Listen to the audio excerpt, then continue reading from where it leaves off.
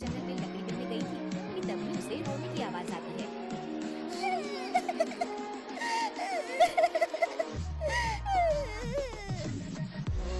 अरे, यहाँ कौन रो रहा है?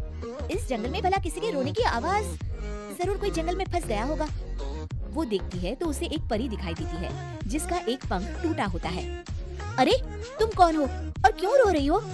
मैं परीलोक की रानी हूँ। पृथ्वीलोक में घूमने आई थी, लेकिन देखो ना, मेरे पंख ही टूट गए। अब मैं कैसे उड़ान भरूंगी?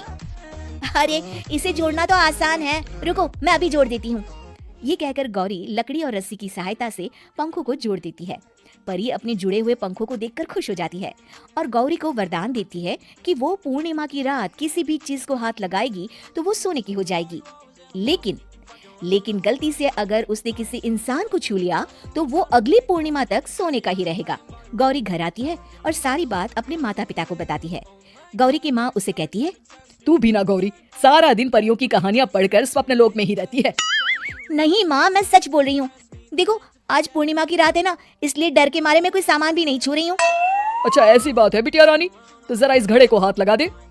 गौरी घड़े को जैसे ही हाथ लगाती है वो सोने का हो जाता है। गौरी के माता पिता घड़े को देखकर हैरान रह जाते हैं। अगले दिन गौरी के पिता उस घड़े को सुनार के पास बेचने जाते हैं तो रास्ते में उन्हें कंचा काकी मिलती है। वो सोने का घड़ा देखकर गौरी के पिता से पूछती है, अरे गौरी के बापू, ये पीतल तो बड़ा चमक रहा है। अरे काकी, ये पीतल नहीं, सोना है, सोना बेचने ले जा रहा हूँ। अरे कहीं कोई लॉटरी लग गई है क्या? इतना सोना? गौरी के पिता काकी को गौरी को परी द्वारा दिए वरदान के बारे में बताते हैं।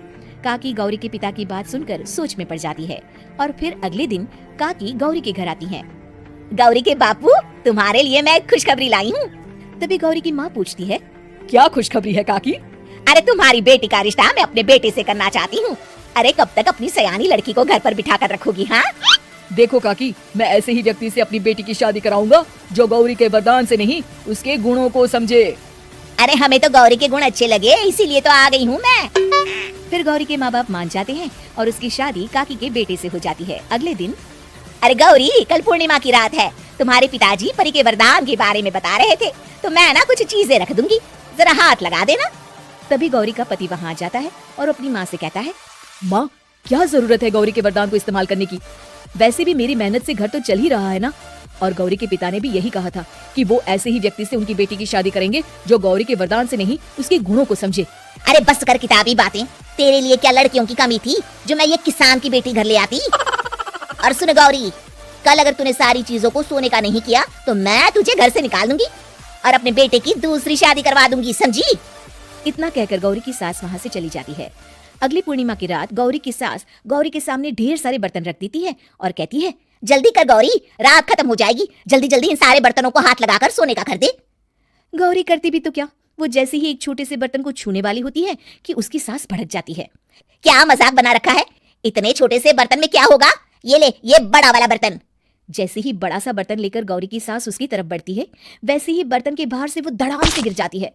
सास को गिरा देख गौरी उन्हें संभालने दौड़ती है और वो सास को हाथ लगाकर कहती है, अरे सासू माँ, क्या हो गया आपको? कहीं चोट तो नहीं लगी ना? लेकिन जैसे ही वो हाथ सास से हटाती है तो देखती है कि उसकी सास सोने की हो गई है। गौरी सोने की सास को देखकर रोने लगती है और अपने पति से कहती है, मुझे परी ने कहा था कि अगर मैं किसी इंसान को हाथ लगाती हूँ तो वो अगली पूर्णिमा तक सोने का ही रहेगा। अब मैं क्या करूँ? अरे करना क्या है, माँ को उठाकर अलमारी में रख दो। और हाँ, लालच का फल बुरा ही होता है। ज्यादा बड़े बर्तन को सोने का बनाने के चक्कर में माँ